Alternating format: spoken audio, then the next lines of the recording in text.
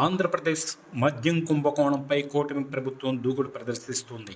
ఇప్పటికే ఈ స్కామ్లో వైసీపీ ఎంపీ మిథున్ రెడ్డి, రాజ్ కేశిరెడ్డి, సజ్జల శ్రీధర్రెడ్డితో పాటు రిటైర్డ్ ఐఏఎస్ ధనుంజయ రెడ్డి, జగన్ మాజీ ఓఎస్డీ కృష్ణమోహన్ రెడ్డి, భారతీయ సిమెంట్స్ డైరెక్టర్ బాలాజీ గోవిందప్పని నిందితులుగా చేర్చి వీరిలో కొందరు అరెస్టు చేసి జైలుకు కూడా పంపారు. ఇక తదుపరి అరెస్టుకు మాజీ సీఎం వైఎస్ జగన్దేనన్న ప్రచారం ముమ్మరంగా సాగుతుంది. దీనిపై ఈ మధ్య జగన్ కూడా రియాక్ట్ అయ్యారు. అరెస్టుకు భయపడేది లేదని తాను విజయవాడలోనే ఉన్నానని జగన్ ఇప్పటికే చెప్పేశారు. ఈ నేపథ్యంలో సిఐడి వేగంగా పావులు కదుపుతున్నట్లు తెలుస్తుంది. ఈ మేరకు జగన్ అరెస్ట్ చేసేందుకు పక్కా ప్రణాళిక సిద్ధం చేస్తోందని సమాచారం. దీనిపై వైసీపీ మాజీ ఎంపీ విజయసాయిరెడ్డి తన స్నేహితుడికి ఇప్పటికే కీలక సమాచారం అందించారట.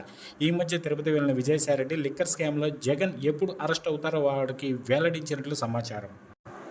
లిక్కర్ స్కామ్లో వైఎస్ జగన్ను సిఐడి వచ్చే నెల అంటే జూన్ 10వ తేదీలోపు అరెస్టు చేసే అవకాశాలు ఉన్నట్లు సమాచారం.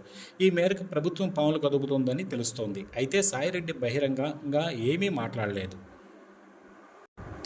తనను కెలకొద్దని మాత్రం ఇప్పటికే వైసీపీలో జగన్ కుట్రకి ఆరోపిస్తున్న వారికి హెచ్చరికలు విజయసాయిరెడ్డి పంపారు. ఆఫ్కోర్స్ వైసీపీ నేతలు కూడా సైలెంట్గా ఉంటున్నారు.